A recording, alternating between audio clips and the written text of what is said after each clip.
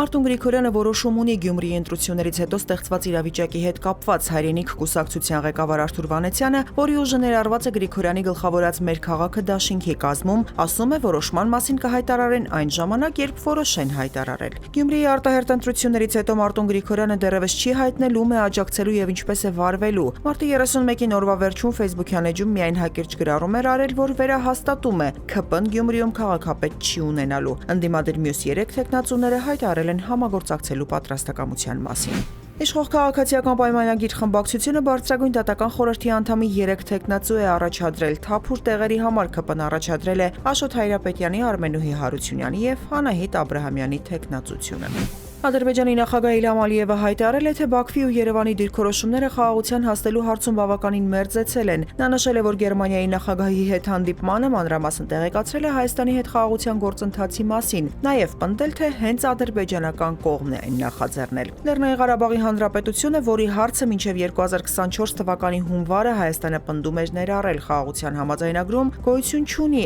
այն կա միայն Հայաստանի երևակայության մեջ, կա միայն Ադրբեջանի Ղարաբաղի շրջան, հայտարարել է Ալիևը։ Հանրային ռադիոյի տնօրեն Արմեն Քոլոյանի կինը Շուշան Ղազարյանը արցախցիների ներողամտությունն է հայցել իր մեկնաբանության համար։ Նախորդին նա Facebook-ում վիրավորական արտահայտություններ էր գրել արցախցիների հասցեին, մեկնաբանության խնդրանքին ի պատասխան էլ Արմեն Քոլոյանն ասել էր չի կարդում կնոջ գրառումները։ Շուշան Ղազարյանն ափսոսանքի հայտնել, որ իր մեկնաբանությունը ցավ եւ տհաճություն է պատճառել արցախցիներին, հավելելով, թե ցավում է, որ իր դառնությունն ու զայրույթը վերաճել են սուր խոսքի։ Ապրիլի լույս 2-ի գիշերը ռուսական բանակն անօդաչու սարքերով հարվածել է Խարկովին, ուկրաինական կողմը հաղորդում է 8 տուժածի մասին, այդ թվում 3 երեխա, մեկը 9 ամսական։ Հարվածները եղել են Խալատնագորսկի շրջանի 2 քաղաքացիական ձեռնարկությունների ուղղությամբ, տուժել են նաև հարակից բնակելի շենքերը։ Ռուսական կողմն իր հերթին հաղորդել է, որ ԱԹՍ-ների հարվածից բնակելի շենքեր են վնասվել Տագանրոգում եւ Կուրսկում, կան տուժածներ, Տագանրոգում արտակարգ դրություն է հայտարարվել։ Ռուսաստանի նախագահի մերձավոր շրջապատի ներկայացուցիչներից ուղղակի ներդրումների ռուսաստանյան հիմնադրամի ղեկավար Կիրիլ Դմիտրիևը այս շաբաթ կարող է մեկնել Վաշինգտոն, բանակցելու ԱՄՆ նախագահի հատուկ բանագնաց Սթիվ Ուիտկոֆի հետ։ Ամերիկյան լրատվամիջոցների փոխանցմամբ պետքարտուղարությունն օրերս սառեցրել է Դմիտրիևի դեմ սահմանված պատժամիջոցները, որպեսզի նա կարողանա ԱՄՆ մուտքի վիզա ստանալ։ Դմիտրիևը Պուտինի մտերիմ խորհրդականն է եւ փետրվարին ռուս բարձրաստիճան պաշտոնյաների հետ մեկնել էր Սաուդյան Արաբիա, սկսելու Ուկրաինայի պատերազմին վերջ դնելու շուրջ քննարկումները։ Նա նաև աշխատել է Ուիտկոֆի հետ, ապահովելու ամերիկացի ուսուցիչ Մարկ Ֆոգելի ազատ արձակումը ռուսական բանտից,